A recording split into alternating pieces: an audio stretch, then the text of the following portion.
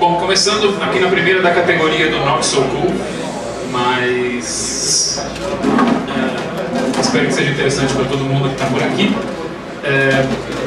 Para quem não me conhece, eu sou o Augusto, como está escrito aqui na frente. Trabalho na Tempest, que é uma das patrocinadoras, mas eu juro que não tinha nada a ver com isso. Seguindo já no script de fazer tudo que o pessoal que fala sobre técnica de apresentação diz para você não fazer, eu já queria pedir algumas desculpas. Primeiro, que é a primeira vez que eu monto uma apresentação seguindo a técnica que um amigo sugeriu de tentar ser um pouco menos bullet points. Então, se estiver muito esquisito ou faltar muita informação na própria apresentação, desculpa. Mas eu acho que pelo próprio ambiente, o pessoal mais do fundo não tem muito o que ver. Aqui fica com uma certa dificuldade para ver na tela, eu acho que eu acabei acertando, espero que encaixe aqui no formato. Outra bobagem que eu fiz, que eu acho que vai atrapalhar um pouco, é que eu coloquei muita coisa escrita em cima e embaixo. Então o pessoal do fundo vai atrapalhar um pouco, mas por sorte não tem nada muito importante escrito também, então não vai atrapalhar. Bom, estou aqui para falar principalmente não, só de detecção de ameaças internas. Não estou entrando em nenhum detalhe muito tecnológico do assunto, mas falar um pouco de uma disciplina que normalmente a gente não dá muita atenção. Se você parar, dar uma googada, começar a procurar sobre detecção de intrusos ou sobre monitoração de segurança, você vai perceber que a maior parte do conteúdo é voltado normalmente para aqueles ataques que vêm da internet, vêm do cenário, vêm do mundo externo. E por que a gente não para prestar atenção no mundo interno? É justamente esse o primeiro assunto da apresentação. A gente vai entender por que a gente quer detectar a ameaça do mundo interno e das organizações, entender os principais desafios na hora de fazer isso, tentar entender o que o mercado está fazendo com relação a isso e depois tentar olhar o que está se falando hoje para implementar nos produtos ou se fazer dentro das organizações para fazer isso para frente, daqui para frente. Bom, quem são ou de onde vem esse negócio que a gente chama de ameaça interna? Dependendo da definição que a gente for utilizar, a gente coloca muito mais gente dentro desse pacote do que alguns podem imaginar. Você vai encontrar várias categorizações de ameaça interna na literatura, mas normalmente a gente vai cair em algumas categorias principais. Quais são elas? Tem o velho e famoso funcionário descontente. Esse, se vocês forem olhar a parte de pesquisa, olhando a parte de levantamento em cima dos incidentes, o que aconteceu, a maior parte dos incidentes de ameaça interna vem do que se chama de funcionário, ou, tentando ser um pouco mais RH compatível, colaborador descontente. O cara que não recebeu o salário, que ficou puto com a promoção do vizinho, que acha que está sendo injustiçado, que o bônus não foi tão bom, etc, etc, etc. Normalmente quando a gente fala isso no ambiente corporativo, as pessoas acham que a gente é paranoico e normalmente nas empresas familiares é engraçado, porque você é quase jogado pela janela. O cara fala, imagina, todos os meus funcionários são confiáveis. São confiáveis até você começar a olhar toda aquela história de psicologia, de pirâmide de Maslow, e você começa a perceber que os valores morais são relativos à realidade que a pessoa está vivendo. Então, você não sabe se antes da pessoa super confiável entrar no prédio, se ela não foi parada, alguém chegou, colocou uma arma na cabeça dela, falou, tô com a sua família, você vai ter que pegar essa informação. Eu acho que os valores daquela pessoa, ou a fidelidade daquela pessoa com a empresa vai mudar bastante diante de uma situação desse tipo. Então, realmente, as pessoas no geral são confiáveis, mas a gente não pode assumir que isso é uma barreira de segurança, é uma medida de segurança. A outra categoria são aqueles caras que são financeiramente motivados. Eu poderia listar aqui espionagem industrial,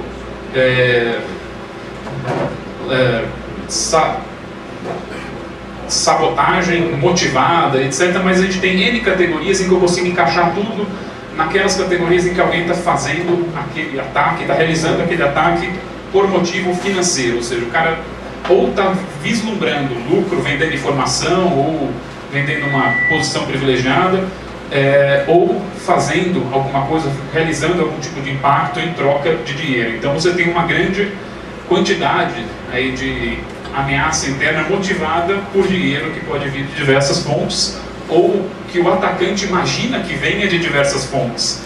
Não sei se vocês lembram que recentemente teve um caso de uma mulher que tentou roubar a fórmula da Coca-Cola, né? Ela teve a ideia mais simples e estúpida possível. Vou roubar a fórmula da Coca-Cola e vou vender para a Pepsi. Pena que a Pepsi não queria, né? Então ela acabou sendo denunciada e foi presa por causa disso. E aí tem uma outra e última categoria que vocês vão ver que a gente vai acabar dizendo que a ameaça interna é praticamente todo mundo. Por quê? Porque tem uma pesquisa de 99 de um cara chamado Combs, em que ele criou uma categoria de ameaça interna que ele chamou de atacantes pseudo-internos. O que são os atacantes pseudo-internos? São aqueles que não são internos, mas parecem internos. Definição idiota, mas é extremamente válida para o ambiente de hoje. Por exemplo, quantas organizações hoje têm rede wireless? Salve vozes, está muito tímido, mas pergunta óbvia também não merece resposta. Quase todas hoje estão implementando algum tipo de rede wireless. Se você tem uma organização que tem a sua rede wireless comprometida, a não ser que seja uma organização que montou o negócio realmente de uma maneira já desde o começo pensando em questões de segurança. Normalmente aonde esse invasor vai cair? Ele cai se a gente pensar na nossa resposta que a gente gostaria de ouvir, ele vai falar que ele vai cair num curralzinho, que é quase uma rede externa, blá blá blá blá blá. Mas hoje, a realidade hoje é que na maior parte das vezes esse cara cai na rede interna. Então se a gente for olhar, ele é um atacante externo, mas do ponto de vista de detecção pelo menos, esse cara está vindo de dentro, não está vindo da internet ali por onde está passando meu IDS, meu IPS, meu UTM, meu firewall. Ele está caindo já direto dentro da minha rede. Não só na parte wireless, mas VPN.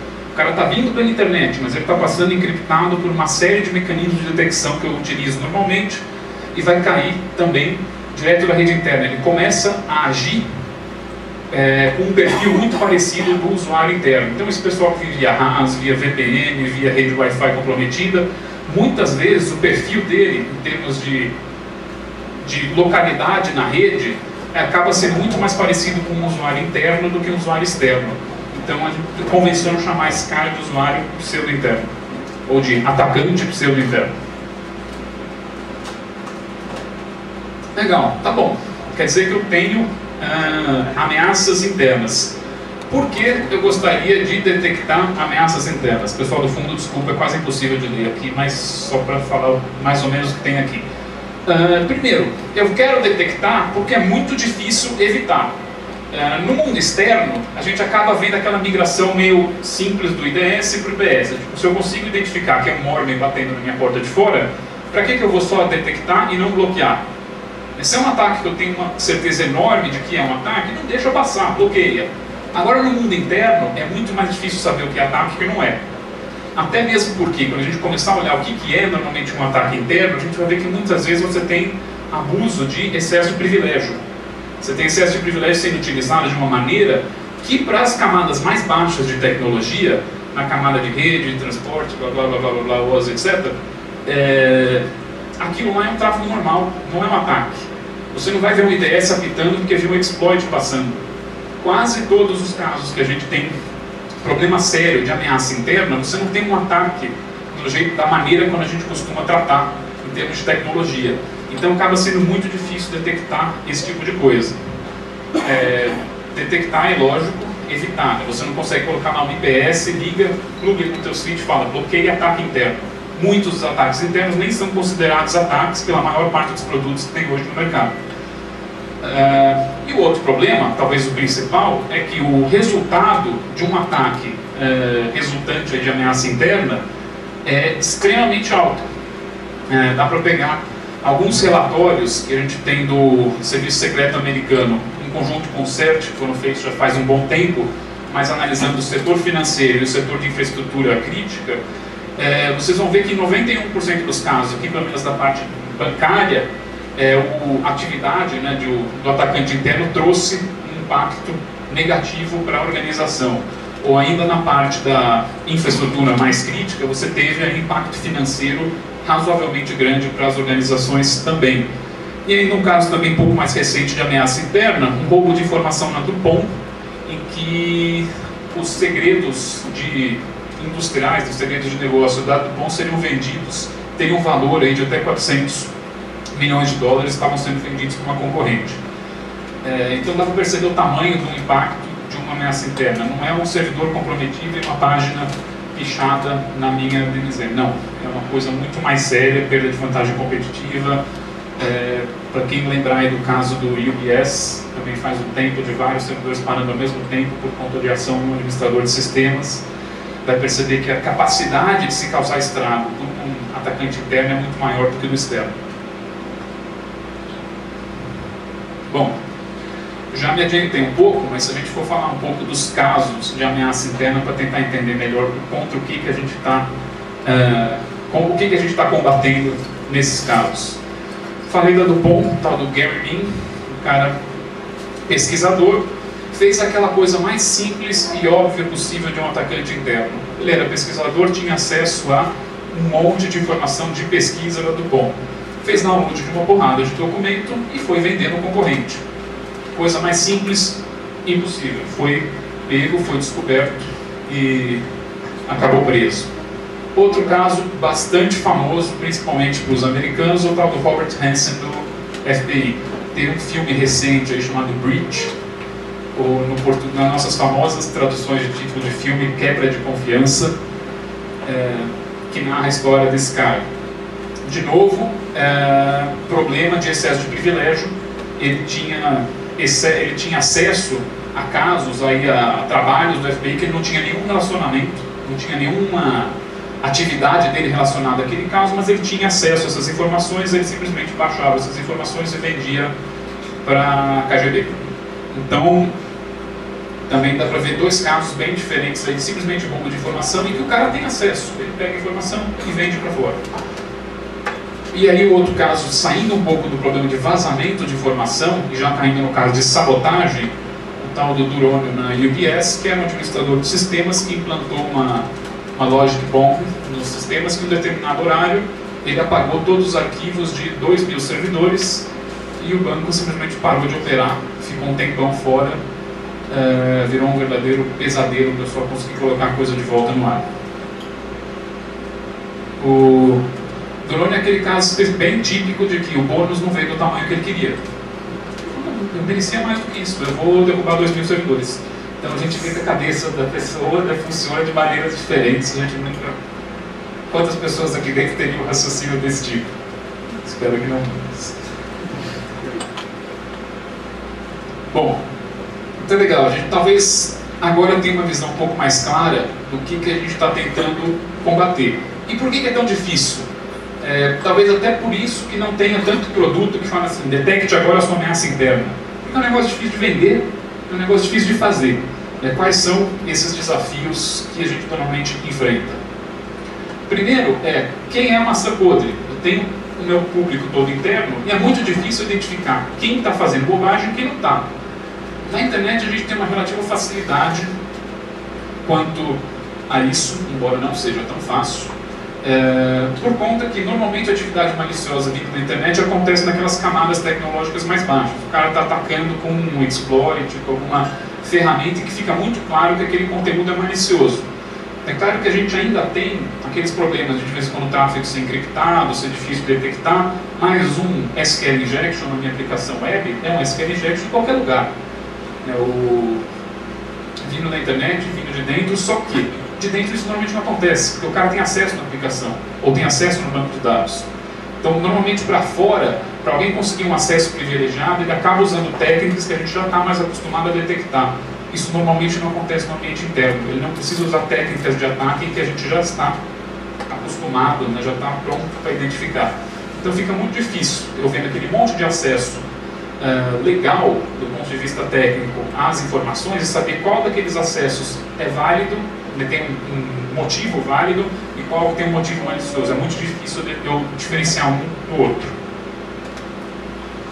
O outro problema é que as ferramentas projetadas para a detecção de intrusos hoje, normalmente são voltadas para quê? Para ameaças externas. Você para olhar material de publicidade, white paper, folder, etc., de IDS e outros sistemas voltados para a detecção, vocês vão ver que a maior parte dos exemplos são o quê? Ameaça externa. O cara está falando do hacker, desculpe o uso da palavra torta aí, que a gente já ouviu na apresentação anterior, mas você sempre tem o exemplo dos ataques externos, dos worms, dos vírus, blá blá blá blá blá, que normalmente é o quê? É uma ameaça vinda de fora. Então fica difícil você pegar uma ferramenta que vem com milhares de assinaturas, e quando você vai olhar aquelas assinaturas, são todos ataques que normalmente vêm de fora, não acontecem dentro. É claro que você pode ligar um IDS na sua rede interna e identificar um ataque. Só que, como eu falei anteriormente, normalmente o cara vai roubar a informação pegando a senha do cara do lado e obtendo aí um excesso de privilégios ao invés de rodar um exploit na rede interna. Muitas vezes o cara nem tem acesso, não tem nem privilégio na máquina dele para rodar o exploit, nem precisa, para ele conseguir roubar a informação e simplesmente para ali, vê o colega do lado digitando, ou o colega do lado sai de férias e passa a senha para ele. Então os ataques acabam sendo muito diferentes, as ferramentas não estão voltadas para esse tipo de problema. Então, o problema é diferente, as ferramentas estão voltadas para outro problema. Então a gente fica com menos literatura em termos de como resolver esse problema e menos ferramenta, porque as ferramentas estão voltadas para outra coisa. E outro ponto que acaba dificultando muito o trabalho na hora de falar de ameaça interna, é que a gente tem pouco ponto de controle.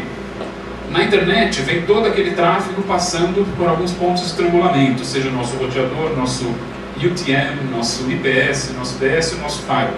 Eles têm que passar por ali. Então, quando a gente olha o tráfego externo, está tudo vindo de um ponto que eu já conheço.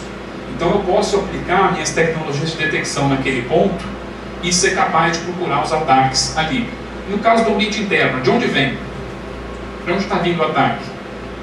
Imagina uma empresa que tem uma série de filiais, uma série de lojas, tudo isso conectado numa rede, uma empresa que tenha uma WAN completamente distribuída. Vamos pegar uma operadora de telefonia, está presente em N cidades, tem lojas, tem até franquias, todo mundo ligado na mesma rede. Como é que você para monitorar uma rede dessa? Quando a gente fala de IDS, normalmente você vai falar, puxa uma spam port lá no switch, faz um mirror da porta do firewall e pronto, está valendo porque está todo mundo passando por ali. Muito fácil para o ambiente externo, onde está tudo vindo de um canal único. Do ambiente interno, você chega com o IDS embaixo do braço na empresa e fala, tudo bem, vamos olhar seu ambiente interno. O cara não tem um barramento ali que ele pode parar e passa tudo por ali. Muitas vezes o tráfego, o caminho dos usuários até os servidores, até as aplicações, são distribuídos em rotas que não passam por um lugar único. Então você tem que começar a aplicar a tecnologia de forma extremamente distribuída. Isso acaba aumentando o custo e a complexidade de você fazer um controle, realizar um processo de detecção. Então, aí são os principais desafios que a gente tem na tarefa de fazer a detecção de ameaças internas. Bom, obviamente, se é um problema que existe, deve ter alguém tentando vender alguma coisa para resolver esse problema. Tem bastante, está crescendo muito, por conta até dos impactos recentes que as empresas estão sofrendo com vazamento de informação e por conta da regulamentação sobre o assunto também, principalmente quanto à informação pessoal, informação de consumidor, para quem trabalha aí no mundo de cartão ou no mundo no mundo que trabalha com cartão de crédito, tem que trabalhar com a regulamentação do PCI, sabe que existe muita preocupação com vazamento desse tipo de informação. E aí a gente vê dois tipos de tecnologia que o mercado tem trabalhado, tem tentado vender para tentar resolver o problema da ameaça interna. Primeiro são os produtos que estão diretamente voltados para os logs. Vamos coletar informação de todo o seu parque de tecnologia e vamos analisar isso de alguma forma para poder descobrir se você está sofrendo algum ataque de uma ameaça interna. E normalmente isso é feito de duas formas: ou coletando todos esses logs, analisando em real time para tentar correlacioná-los e identificar de forma mágica um ataque, ou jogando tudo num buraco único, numa base de dados e usando aquelas velhas técnicas de data mining ou coisa parecida para tentar concluir de toda aquela massa que você está sofrendo um problema aí relacionado a ataques internos. Os dois normalmente trabalham, faltou a bolinha na análise de logs, mas os dois trabalham com base em logs. Então, a primeira conclusão que a gente chega aqui é que, bom, os produtos fazem uma boa parte do que eles se propõem, mas lembre-se que Primeiro, você tem que logar. Não adianta você comprar um CIEM para analisar logs e seus sistemas não logam nada. Ou você para e fica todo feliz jogando o tráfego dos seus 50 roteadores por CIEM. Muito bom, ele está preparado para analisar tudo isso, só que o seu roteador não tem informação, o log do teu roteador não tem informação nenhuma que te permita identificar a maior parte das ameaças internas. O cara está explorando um excesso de privilégio numa aplicação para roubar informação e você está analisando o log do roteador. Que pena, isso não vai te servir para nada nunca para resolver o problema da ameaça interna. Mesma coisa com a análise de log, o problema é o mesmo. A latinha de lixo aqui não está porque eu estou dizendo que isso não funciona, tá? Na verdade, eu acho que é um dos melhores caminhos para fazer isso, mas na verdade a ideia é de jogar tudo no balde só para poder analisar de forma centralizada. E aí a gente tem alguns dos principais fornecedores de soluções desse tipo, dá para ter uma ideia de quem está trabalhando para resolver esse problema dessa forma, pegando os logs e tentando trabalhá-los. A outra forma é uma das buzzwords atuais que está fazendo sucesso, são as tecnologias de DLP, Data Leak Protection. Vamos evitar o vazamento de informação. Como é que a informação vaza? Vazamento significa que ela sai. Então vamos colocar alguma coisa analisando a saída e olhar se passa informação que não pode sair. É o raciocínio mais óbvio do mundo para se evitar vazamento de informação. Qual que é o problema? Por que não funciona?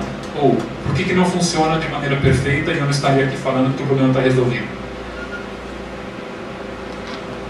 Quem dá um chute? Por que esse negócio não funciona?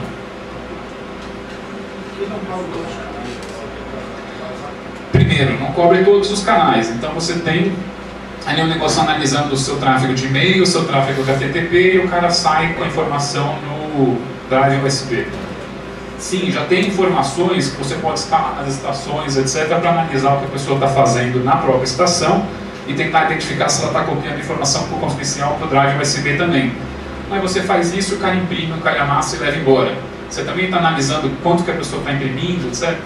Essas soluções estão caminhando para tentar atingir o maior número de canais possíveis, mas nem sempre elas conseguem. É claro que a quantidade de canais que vão aparecer acaba sendo muito mais, o aumento na quantidade de canais que aparece acaba sendo muito mais rápido do que a capacidade das ferramentas de cobrir esses canais. Então você está pensando em cobrir o drive USB, o cara já está usando o Bluetooth da máquina para jogar informação no celular. Então fica muito difícil correr atrás desses vários pontos onde a informação pode vazar. Outro problema normal, até mesmo nos canais que você está monitorando, por que você não pode garantir que você vai conseguir identificar a informação vazando por esses canais?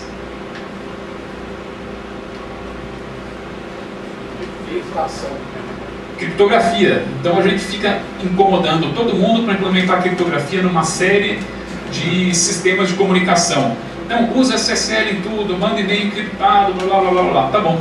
O cara pega aquele calhamaço de informação, encripta num pacote, manda para fora, seu sistema não vai conseguir ver o que está passando ali, porque aquele pacote não é encriptado. Como é que fica? Aí costumam aparecer algumas soluções, no mínimo curiosas. Tá bom, não deixa ninguém mandar e-mail encriptado.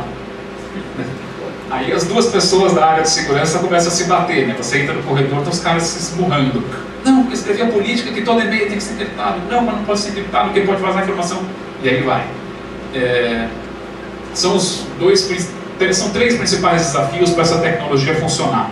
Eu acho que esses dois são aí dois dos mais sérios, os dois mais sérios, que é o uso de criptografia. Você não pode... Normalmente você vai encontrar alguém colocando, coloca no proxy e termina as conexões SSL no proxy, você coloca o certificado do proxy, né, como confiável nas máquinas para fazer 2 SSLs, daí você adiciona um ponto de vulnerabilidade por estar quebrando a conexão SSL em algum ponto, faz um sistema de criptografia autorizado pela empresa, onde você tem um scroll e você pode analisar o conteúdo, e todos os outros sistemas de criptografia vão ser proibidos. Aí começa a se utilizar esquemas de covert channel para que você mande informação encriptada sem que ninguém perceba que é uma informação encriptada. E aí você acaba correndo atrás do próprio rabo para conseguir fazer isso de forma mais eficaz. Tem o terceiro e último desafio desse negócio, mas que incrivelmente estão acho que onde está aparecendo a maior parte dos avanços. Teoricamente é o mais difícil de resolver, mas onde estão aparecendo a maior parte dos avanços. Qual que seria? Diferenciar o uso normal. Sim, normalmente a parte de uso, normalmente quando é interno, não é tão problemático porque essas coisas estão funcionando na borda, né? Então, por exemplo, você tem a política de que não pode sair informação de cartão de crédito. Talvez você tenha uma forma de sair informação de cartão de crédito legal, mas aí você cadastra exceção na ferramenta para isso acontecer. O problema costuma ser quando a sua informação não é tão clara quanto informação de cartão de crédito. Informação de cartão de crédito, você tem até regra de SNORT para poder identificar o número de cartão passando. Afinal de contas, os números têm estrutura, são 16 caracteres numéricos, tem uma estrutura, tem um módulo 10, módulo 11 lá no final para fazer a continha e o número ser válido.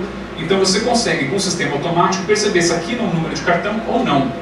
Mas quando você começa a falar, por exemplo, de segredo de negócio, como é que uma tecnologia vai identificar que o que está passando é um e-mail para a namorada do cara ou uma informação sobre a estratégia da empresa? Análise de conteúdo. A análise de conteúdo é um dos principais desafios dessa tecnologia, saber se aquele conteúdo realmente é um negócio, uma informação confidencial ou não. É claro que você vai ter um monte de false positive em cima disso, mas incrivelmente esse tipo de coisa está avançando muito rápido. Você tem trabalho aí de busca nas bases de dados para tentar colocar identificação da informação nos metadados dos documentos, etc., que a coisa está avançando relativamente rápido, comparando com o que a gente imaginava, né? Então, vários dos exemplos que as pessoas colocavam em apresentações para falar que isso não funciona, tipo, tem uma pessoa chamada Sue Apple, daí o sistema vai achar que é informação legal porque estão processando uma empresa. Não, a coisa já está avançando um pouco mais do que isso, mas ainda tem alguns desafios bem interessantes pela frente, como por exemplo a quantidade de linguagens, as diferentes semânticas, gíria, etc., que a gente pode ter na informação para identificar se aquilo é informação que pode sair ou não. Fora as velhas formas de se codificar uma informação sem necessariamente encriptá-la, que a gente pode fazer. Se eu mandar um texto confidencial na língua do P, pelo amor de Deus, será que tem tecnologia que vai fazer um P-decoder, né, para identificar que eu estou mandando informação confidencial? É bem difícil. Mas, pelo menos é uma área que está avançando bastante rápido. Tem suas limitações, é claro. Aqui dá para ver alguns dos principais concorrentes disso. Pelo jeito, informação do meu amigo Wagner, aqui parece que a Vontu está sendo engolida pela Symantec também. Então a gente também está vendo já uma consolidação de uma série de pequenos fornecedores de tecnologia de DLP que já estão sendo adquiridos pelos grandes aí na parte de filtro de conteúdo. A Web6 fez isso, a Macaco fez isso, tem bastante gente avançando para cima dessas empresas menores. Legal. Fora o que o mercado está oferecendo, para onde isso vai evoluir, o que a gente pode fazer para tentar resolver esse problema? Olhando alguns dos insights mais interessantes dos últimos anos. 2002 é até bastante velho, mas isso é uma área que a gente ainda deve ter bastante avanço, ainda não se tocou muito no assunto, até porque é um assunto meio desconfortável, que é o quê? O perfil do insider. Ou seja, aquele cara que vai fazer bobagem de dentro. Quem ele é? Já existe muito estudo que você começa a analisar N fatores, você pode chegar numa pontuação para dizer se aquela pessoa é um provável atacante interno, né, tem chance de ser um atacante interno ou não. A gente acaba caindo muito para o lado da psicologia nesse assunto, mas você pode identificar desde como é que a pessoa trata as outras no trato do dia a dia, no pessoal, uso de linguagem, a pessoa começa a ficar mais agressiva, seja no e-mail, seja no instant messaging, seja no dia a dia, na conversa mesmo. Padrões, né, correlacionados de comportamento, então a pessoa não necessariamente está atacando, mas ele, em cada sistema que ele usa, ele tenta uma ou duas vezes, num espaço aí de tempo grande, acessar uma informação que ele não tem acesso. Aquilo pode não configurar um ataque específico, mas mostra que aquela pessoa, aos poucos, está tentando descobrir os limites que ela tem dentro da empresa. Normalmente você sabe o que você precisa fazer, você não vai bater numa porta fechada, né, porque você não tem nem porquê mexer naquela porta para ver se ela está aberta para você ou não, porque o seu trabalho é naquela porta que você usa sempre e tem a chave para abrir. Mas se você começa, né, a tentar abrir N portas dentro da empresa, mesmo que seja num espaço de tempo muito grande, você começa a correlacionar esse comportamento e identificar que pode estar acontecendo o primeiro passo aí num ataque interno, né? Tipo, quais são os meus limites, o que eu consigo fazer, aonde eu posso chegar. O comportamento preparatório, né? O cara já se preparando, fazendo essa checagem, vendo o que ele consegue enviar para fora, os erros, né, significativos, então você começa a perceber que o cara está tentando realizar, forçar um pouco mais o limite da tecnologia que ele está usando, começa a perceber erro, por exemplo, fazendo queries mais complexas, etc. Você começa a ver uma série de erros no uso da tecnologia que ele está fazendo, que pode indicar também um comportamento diferente, mais voltado para ser um comportamento de insider. E até mesmo aquelas mensagens, tipo, vou fazer bobagem. Pode parecer estúpido alguém que quer fazer uma bobagem e não ser detectado, fazer algo para avisar que vai fazer a bobagem. Acreditem, isso é comum, pelo estudo que você tem dos incidentes. Então o cara pode até dar uma dica, aquela velha história, um dia eu vou entrar aqui e matar todo mundo. Passa um ano, o cara faz isso. Então são avisos que, é claro que você não vai enjaular o cara por causa disso, lá, Minority Report, alguém viu no futuro que ele vai matar alguém. Mas é algo que o quê? Que pode te ajudar a começar a criar um índice que começa a aumentar esse índice para uma pessoa específica, e você pode aumentar o quê? A sensibilidade dos seus sensores para aquela pessoa. A pessoa começou a apresentar uma série de comportamentos suspeitos, aumentou o índice de probabilidade dela ser um insider, você faz o quê? Toda a sua tecnologia de detecção para o usuário daquela pessoa começa a ficar mais sensível, você começa a reduzir, aí, por exemplo, a sua flexibilidade em termos de falsos positivos. Não, eu quero analisar melhor os casos que vêm desse usuário, ou da área onde ele trabalha, etc. Pouco depois desse estudo do Schultz, teve um trabalho extremamente interessante, foi um workshop aí de um departamento de pesquisa do governo americano, em que juntou um monte de gente numa sala, trancaram, passaram a pizza por baixo, para que eles trabalhassem em cima do problema do insider. Pegaram casos de insiders do próprio governo, o caso do Robert Hansen foi estudado para saber exatamente o que o cara estava fazendo, e olharam o problema do ponto de vista da tecnologia mesmo, para saber como detectar intruso numa rede. E começaram a olhar uma série de tecnologias. Por exemplo, como é que você pode usar a tecnologia de honeypots, honeyNets, honeytokens, etc., dentro de um ambiente interno para conseguir identificar insiders. Ou se não, detecção de anomalias. Eles usaram ali um produto chamado StealthWatch para começar a olhar desvios no comportamento de rede, né, de uma máquina, de um usuário, né, com quantidade de dados maior passando por determinado usuário. E outro, que eu particularmente é o que me interessa mais, que é a fusão de dados. Vamos começar a fundir dados. Alguém lembra do Cience que eu falei agora há pouco? Fundir dados de N fontes e tentar identificar o comportamento do insider a partir da análise de teste de todas essas fontes de informação. E o último que eles chamavam de análise estruturada, que era o quê? Faz um desenho, tipo, insider informei, ataque de insider, o que pode ser? O cara pode roubar a informação, pode fazer sabotagem. Como é que ele pode roubar a informação? Pode fazer isso, isso, isso, isso. Você monta toda a árvore de ataques que você imagina que pode acontecer, vê quais seriam os pontos em que você, comportamento observável, né, o que um insider poderia fazer e que você poderia detectar, e a partir daí você monta a sua tecnologia de detecção para identificar esses observáveis. Então tem lá uma quantidade enorme de download de informação, depois uma quantidade enorme de upload de informação para a internet. Opa, isso está muito óbvio para eu deixar de investigar, vamos olhar melhor essa situação. E esse workshop acabou analisando todas essas possibilidades de uma maneira bastante interessante. Eles criaram 3 insiders, fizeram um perfil de 3 insiders, pegaram uma rede comum com vários usuários comuns, né, usuários válidos, e colocaram aqueles 3 insiders trabalhando lá dentro. E depois olharam, usando essas N tecnologias, para ver se as tecnologias que eles estavam sugerindo conseguiam detectar aqueles insiders. E tiveram N resultados, aí, quase todos com um nível bastante satisfatório, e perceberam que a saída para se identificar intrusos internos, né, atacantes internos, é combinar tudo isso. É pegar um pedaço de fusão de dados, um pedaço de honeyNet, análise estruturada, detecção de anomalia, que é extremamente importante, juntar tudo isso de uma forma que você possa combinar e aí sim ter uma informação um pouco mais robusta de se você tem insiders ou não na sua rede. trabalho um pouco depois de 2004, um pouco mais simples, né, e voltado também para aquela ideia do CIEM, mas uma coisa interessante que começa a se falar não só de juntar aquelas informações que a gente tem normalmente nos serviços de rede, né, o IDS, o Fire, o roteador, a CNNet, o e-mail, mas também o que? Por exemplo, informações de sensores físicos, né, então do badge, o cara não passou na roleta, mas está acessando da mesa dele, alguma coisa está errada. A gente sabe que do jeito que funcionam as roletas hoje, na maior parte das vezes vai ser falso positivo, mas uma vez que isso começa a ser um pouco mais efetivo, pode nos trazer uma capacidade maior de detecção. E outros, principalmente uma coisa interessante aqui é o que? Começar a juntar informação de aplicação, não só informação de serviço, sistema operacional, IDS, mas também de aplicação e fazer análise em cima desses dados todos juntos.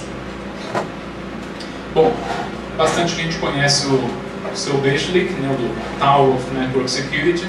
Outra coisa interessante também começa a olhar com mais calma o que está saindo da sua rede, né? Isso é muito interessante para o vazamento de informação do insider, mas também para o pseudo-insider, né? Você tem aquelas situações onde o cara está controlando uma máquina de dentro da sua rede. Tem N covert channels que podem ser usados para o cara comandar uma máquina de dentro e começar a explorar a partir de lá. E esse ano aí, faz pouco tempo, lá se não me engano, essa apresentação já foi da Hack the Box. Isso.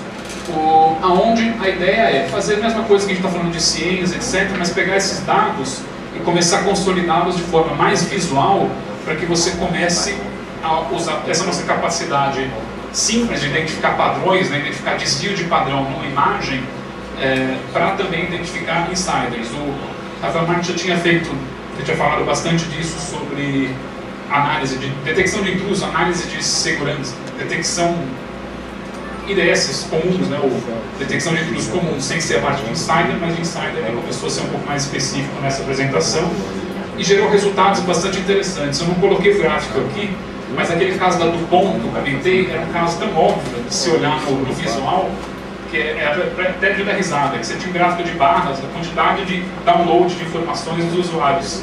E o cara que estava roubando informação para vender para fora, de uma barra, começando ali e vindo até aqui. E os outros começavam ali, tinha uns 2 ou 3 palmos só. Então era claro que ele estava fazendo um download de informação muito maior do que normalmente os usuários daquela empresa faziam, né, na atividade regular. Bom, fora essas pesquisas interessantes que mostram mais ou menos para onde a gente tem que ir para resolver, né, ou para melhorar a capacidade de detecção, eu me arrisco aqui com alguns palpites também. Não é nada inédito, mas são algumas sugestões. Primeira você começar a olhar os CIEMs, os IDS, etc., eles monitoram e correlacionam informações em cima de alguns dados, de algumas entidades específicas, como IP, serviço, usuário, e normalmente não vai muito mais além disso. Tipo, você tem N situações de interesse a partir deste IP, ou a partir deste usuário. Tá bom, o que mais? A gente deveria ter capacidade de fazer isso também, para o quê? Para informação, se você começa a rotular a sua informação, seria interessante você saber que aquela informação que normalmente é acessada 10 ou 15 vezes ao dia começou a ser acessada 200. Por quê? Quem começou a fazer esse acesso? De repente você não conseguiu identificar isso na ação de usuário, mas você identifica que alguém, por exemplo, está usando N contas para acessar mais uma informação, né, que normalmente não é tão acessada no dia a dia do que usando todas aquelas contas juntas. Normalmente olhando as contas separadas você não conseguiria fazer esse relacionamento. Transação dentro de aplicação, uma transação que normalmente é chamada também uma quantidade específica de vezes, você vê ela sendo muito mais utilizada do que normalmente. Pessoas, quando eu falo pessoas, sai da ideia de usuário, né? A gente começa a observar usuários, só que uma pessoa tem 10 usuários dentro da empresa. Até a gente resolver o problema aí com o Identity Management, isso aí tem que evoluir bastante. A gente tem que ter consciência dessa quantidade enorme de usuários que as pessoas têm dentro da organização para poder fazer um correlacionamento mais inteligente. Recursos diversos, arquivos, pastas, etc. O endereço IP, os nomes, né, não só o IP como também os nomes, os endereços físicos, né, das placas, localidades geográficas, porque de repente esse escritório aqui começou a se comportar de uma maneira diferente, e entre outros, né? Então é olhar o ambiente da organização, identificar quais são as entidades normalmente utilizadas pelos sistemas, pela tecnologia lá dentro e colocar isso essas entidades para servirem de ponto de concentração de eventos suspeitos e a partir daí você usar, né, aquela concentração anormal de eventos suspeitos para uma entidade e começar a estudar o caso de maneira mais detalhada. Não só isso, mas também começar a integrar mais base auxiliar de conhecimento para o sistema. Os CIEMs normalmente acabam sofrendo com isso, né? Ele começa a identificar uma série de ataques e fala, ah, tá bom, essa máquina está sendo atacada. É alguma coisa que tem preocupante ou não? Depende, a máquina está vulnerável, aí normalmente você vai pegar e vai tentar integrar informações, né, de outra tecnologia, por exemplo, os sistemas de análise de vulnerabilidade, os scanners dentro da tecnologia do CIEM, ou seja, você tem que pegar bases de dados que trazem informação sobre o seu ambiente e integrar nas tecnologias de detecção de intrusos. Então, você está percebendo que alguém está acessando essa transação, mas essas transações não podem ser usadas na mesma ordem, né, pela mesma pessoa. Né, você tem uma violação da segregação de funções ali. Onde que está essa informação? Você vai fazer ela hard-coded ali na regra de detecção ou você pode ter uma base de transações incompatíveis? Esse tipo de base auxiliar que pode acabar ajudando bastante esse sistema de detecção, os CIEMs ou análise de log, para identificar comportamentos suspeitos. E tem que começar também a integrar mais dados para identificar desvio, né? Então aquela análise de anormalidade. A gente fica olhando os logs, mas normalmente você tem dados sobre quantidades que são muito interessantes na hora de se identificar desvio de comportamento. NetFlow, log de proxy, o cara fazendo acessos diferentes em termos de quantidade de dados, um acesso muito constante, né, que pode indicar o uso de um covert channel via proxy. Tudo isso pode ser utilizado para você identificar um desvio, você vai estudar aquele desvio, né, tentar entender melhor por que ele está acontecendo e a partir dali você puxa o fio e vem todo um caso que está por trás. Outra coisa que é muito importante, eu comentei desde o começo que normalmente não tem a tecnologia utilizada, né, não tem muita relação com aquilo que a gente costuma ver em ataques externos, né, exploits, ataques no nível de rede, de serviço. A maior parte dos casos de insider que trouxeram grandes impactos foi o quê? Foi falha no controle de acesso, ou excesso de privilégio, ou roubo de credencial. Esse roubo de credencial costumou acontecer como? Da maneira menos tecnológica possível. O famoso shoulder surfing, grampo de teclado que seja por hardware, aquele de USB que pode não ser detectado pelo software, N maneiras que fazem com que os controles de acesso lá na camada mais acima da aplicação falham. E a gente acaba não percebendo isso porque a gente está olhando a parte de tecnologia. Então, qualquer atividade em termos de tentar identificar insiders tem que ser mais voltada, né, tem que dar mais atenção aos assuntos de controle de acesso. É muito menos cool fazer isso, concordo, é muito mais divertido estudar exploits, tudo, mas o controle de acesso é um negócio chato pra caramba e normalmente é o culpado na hora que a gente vai ver o que aconteceu no caso aí de insider.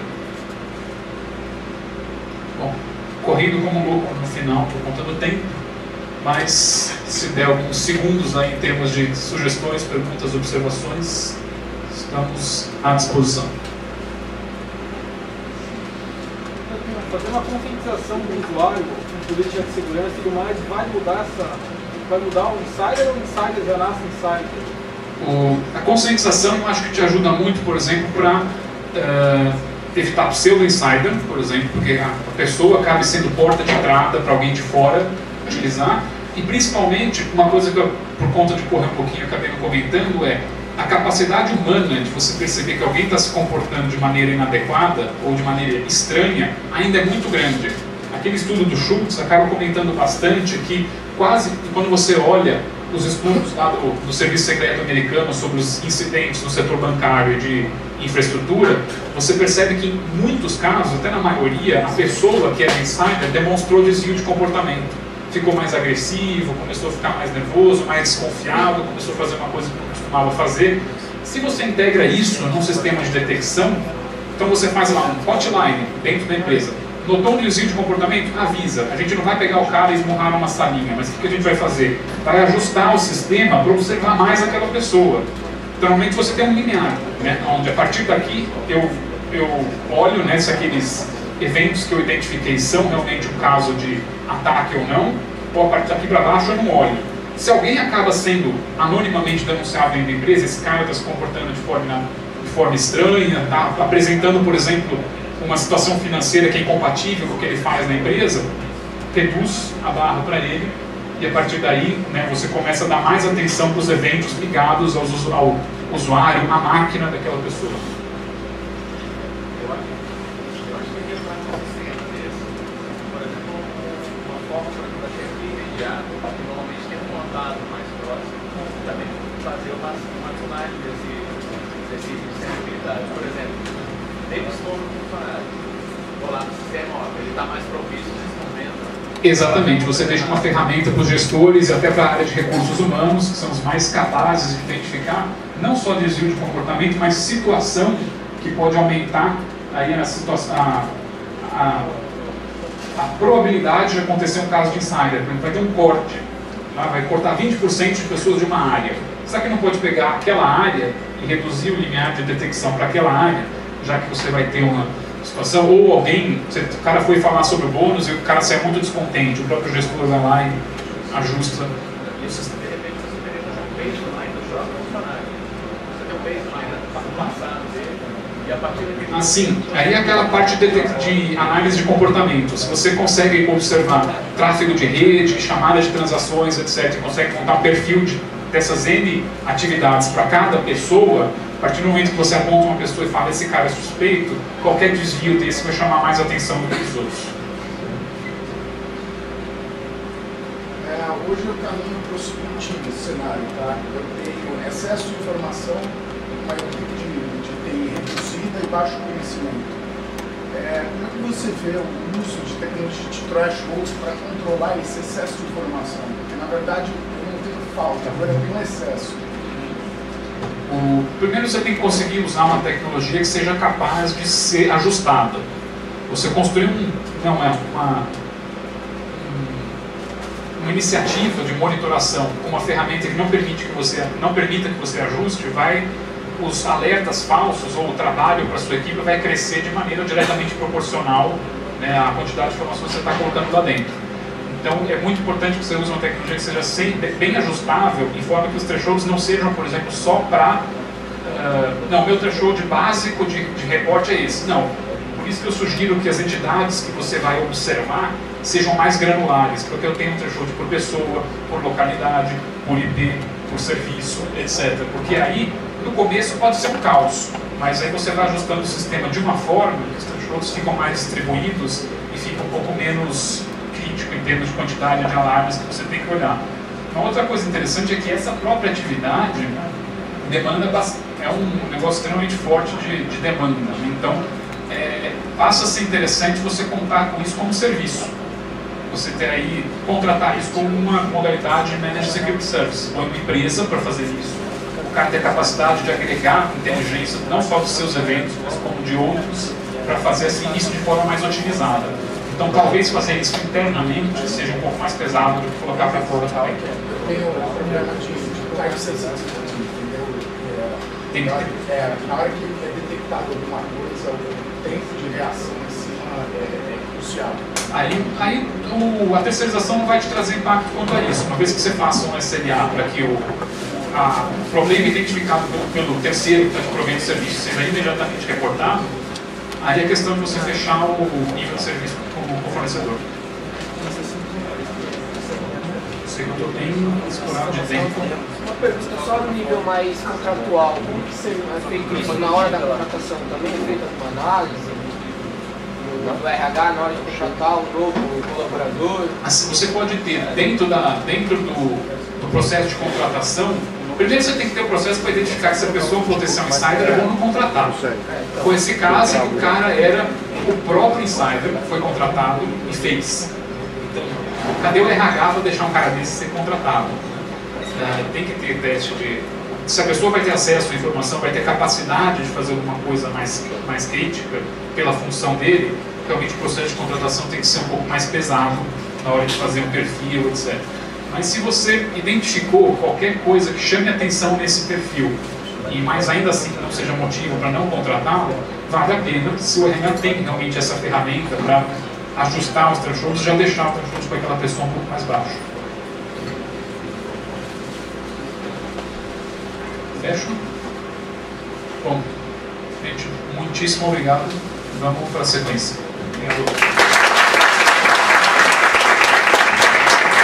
Você tem que dar seu evento aqui também, né? Falem com o Augusto, enche bastante. Pelo menos até depois do almoço.